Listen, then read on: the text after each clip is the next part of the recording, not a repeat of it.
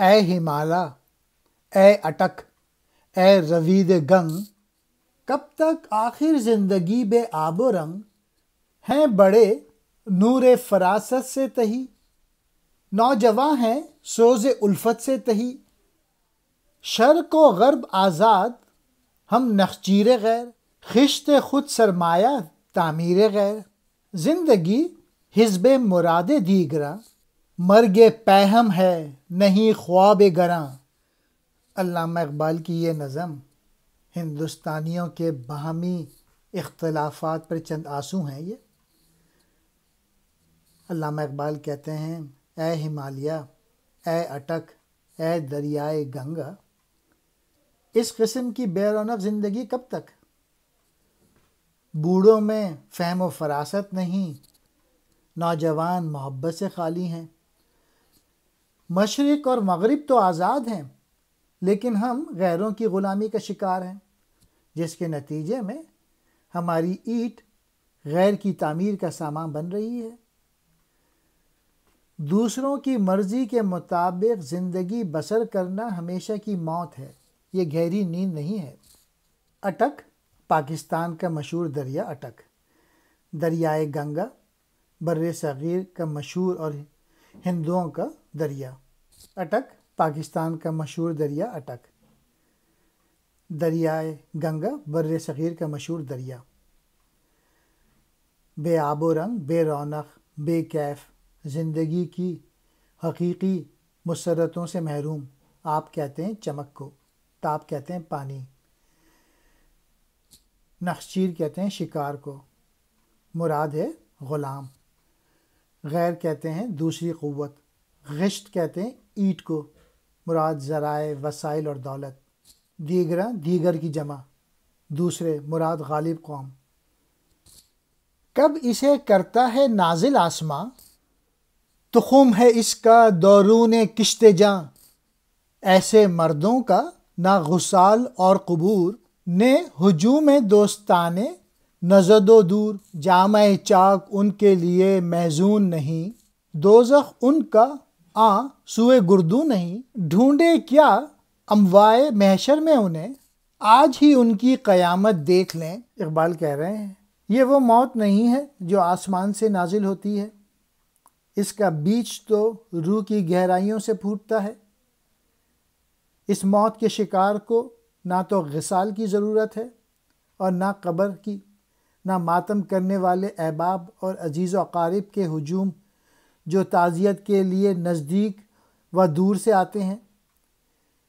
کسی کا بھی لباس اس کے ماتم میں چاک نہیں، اس کا دوزخ آسمانوں کے اس پار نہیں بلکہ یہی ہے۔ اسے قیامت کے ہجوم میں مت تراش کر، ان کا کل قیامت اس کے آج میں موجود ہے۔ اقبال کہہ رہے ہیں کہ یہ جسم کی نہیں روح کی موت ہے۔ اہل ہند غیرت کی موت سے مر گئے۔ اس موت کے شکار کو نہ تو غسال یعنی مردے کو نہلانے والے کی ضرورت ہوتی ہے، اور نہ ہی قبر کی حاجت،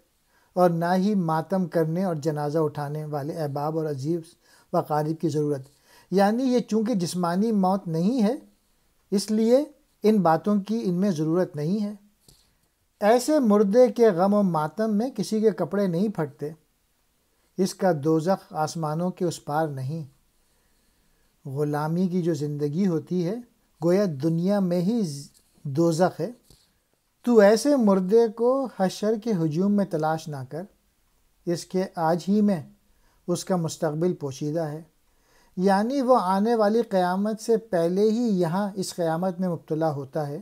جو غلامی کی زندگی کی صورت میں ہوتی ہے۔ تخم کہتے ہیں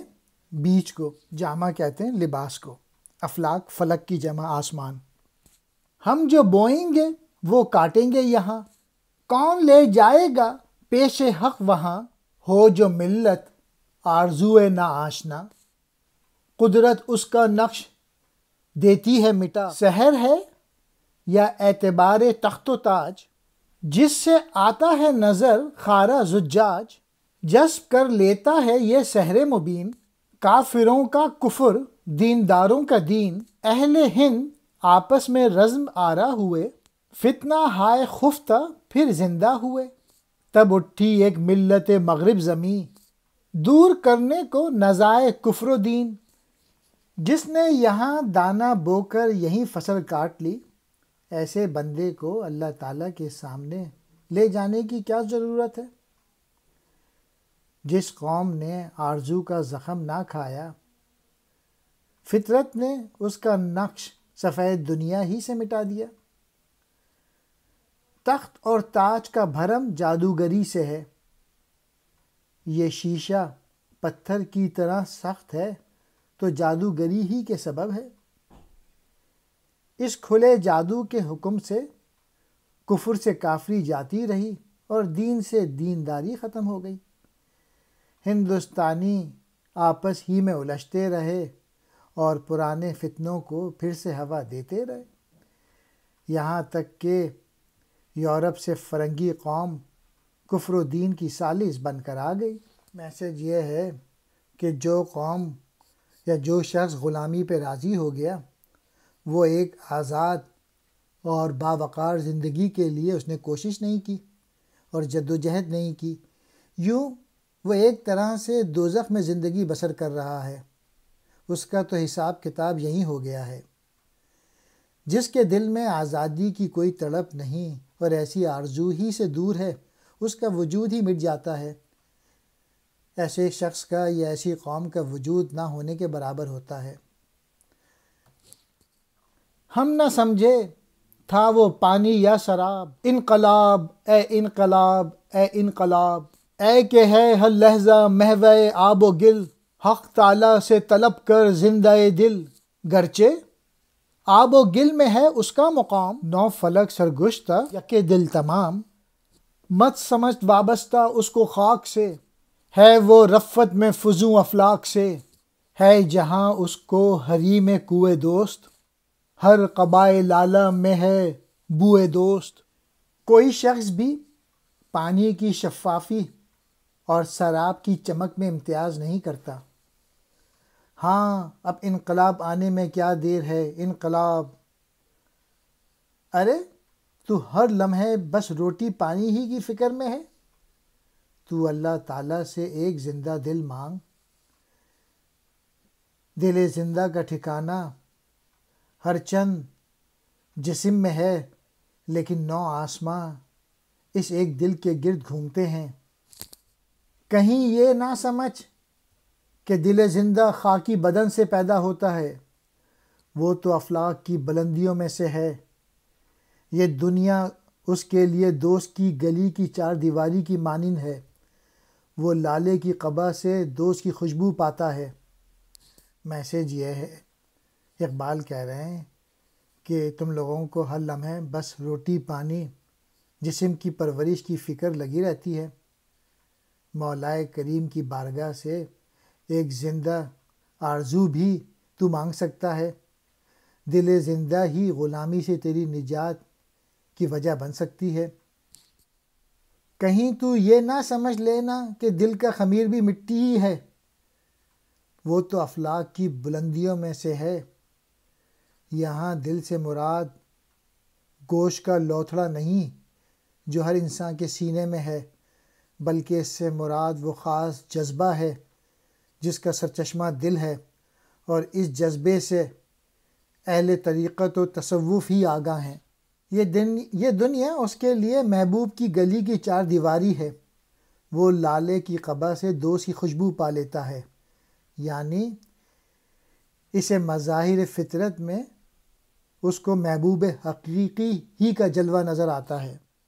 ہر نفس دنیا کو ٹھکراتے ہوئے ٹکڑے ٹکڑے کر دے سنگ راہ کے، دار اور منبر کا ہے وہ رازداں،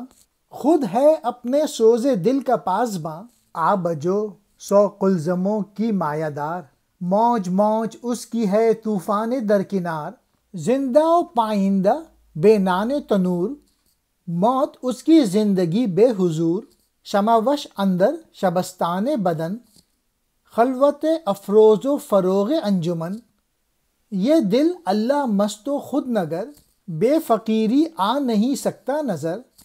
اے مسلمان اس کا دامن تھام لے، تھا غلام آزاد ہو کر جان دے، وہ دل ہر لمحے زمانے سے ٹکر لیتا ہے، اس کی ضرب سے راستے کا پتھر بھی ریزہ ریزہ ہو کر رہ جاتا ہے، وہ منبر اور دار دونوں سے شناسا ہے، وہ اپنی آنکھ کا خود ہی رکھوالا ہے، وہ ایک ندی ہے مگر کئی سمندر اس کے ہمراہ ہوتے ہیں، اس کی لہر آنے والی طوفان کی خبر دیتی ہے، وہ تنور کی روٹی کے بغیر ہی زندہ اور پائندہ ہے، ہاں اس کی موت اس وقت واقع ہوتی ہے جب وہ حضور سے محروم ہو جاتا ہے، حضوری زندگی اور بے حضوری موت ہے، بدن کے محل میں اس کی حیثیت چراغ کی سی ہے، اس کی روشنی سے خلوت بھی منور ہے اور جلوت بھی درخشاں ہے، اس قسم کا خود نگر اللہ مست دل درویش کے بغیر ہاتھ آنا ممکن نہیں، اے جوان نسل ایسے صاحب دل کا دامن مضبوطی سے تھام لے، تیری پیدائش غلامی میں ہوئی، مر تو آزادی کی حالت میں۔ آشنا کہتے ہیں واقف کو، شناس کو، منبر کہتے ہیں واس کہنے کا زینہ، دار کہتے ہیں پھانسی کو، آب جو ایک ندی کو کہتے ہیں، بحر سمندر، پائندہ ہمیشہ رہنے والا، بے حضور حضوری سے محروم، شبستان کہتے ہیں شب کو، سونے کی جگہ، تنہائی کی جگہ، اللہ مست خدا کی ذات میں محو۔ میسج یہ ہے کہ جو زندہ دل ہوتا ہے وہ ہر لمحے زمانے سے ٹکر لیتا ہے، اس کی ضرب سے راستے کا پتھر بھی ریزہ ریزہ ہو جاتا ہے، یعنی اس کے لیے راستے کی ہر رکاوٹ کوئی اہمیت نہیں رکھتی، وہ مسلسل آگے بڑھتا اور اپنی بقا کا سامان کرتا ہے، وہ منبر اور دار دونوں سے آشنا ہے، وہ اپنی آنکھ کا خود ہی رکھوالا ہے، مطلب یہ ہے کہ کبھی وہ بزم میں ہوتا ہے یعنی خطیب ہوتا ہے اور کبھی وہ اپنا سر بھی کٹواتا ہے، یہ سب کچھ منبر اور دار کے معاملے ان جذبے ہائے عشق کی بنا پر ہیں جس سے یہ دل سرشار ہوتا ہے، وہ گویا ایک ندی ہے لیکن اس کے اندر سمندروں کے سمندر سمائے ہوئے ہیں، اس کی لہر سے کسی طوفان کا پتہ چلتا ہے، دوسرے لفظوں میں ایسے دل کی گہرائی اور وسعت اور جوش اور جذبہ جو ہے وہ بے اندازہ ہوتا ہے، وہ دل زندہ تنور کی روٹی کھائے بغیر ہی زندہ اور پائندہ رہنے والا ہے، ہاں اس کی موت اس وقت واقع ہوتی ہے جب وہ بے حضور ہو جاتا ہے، اسے مادی ساز و سما یا شکم پروری کی ضرورت نہیں ہوتی، وہ خدا کے نور سے فیضیاب ہوتا ہے اور اس کے حضور میں رہتا ہے، یہی بات اس کی زندگی اور پائندگی کا باعث ہے، بدن کے تاریک محل کے اندر اس کی حیثیت چراغ کی سی ہے، اس کی روشنی سے انسان کی خلوت بھی منور ہے اور جلوت بھی، ایسے دل کی بدولت زندگی پر نور بن جاتی ہے، بصورت دیگر زندگی تاریکی میں ڈوبی رہتی ہے، اس قسم کا خود نگر اور خود مست دل درویشی کے بغیر ہاتھ لگنا ممکن نہیں، یہی ایک مرد درویش ہی دل کی حقیقت کو جانتا ہے پھر اسے پالتا ہے، گویا اس امر کے لیے درویشی اور اللہ مستی بنیادی ضرورت ہے۔ اے نوجوان نسل ایسے دل کا دامن مضبوطی سے تھام لے، تیری پیدائش غلامی میں ہوئی، مرا تو آزادی میں، گویا دل بیدار فاروقی، دل بیدار کراری، مس آدم کے حق میں کیمیا ہے دل کی بیداری۔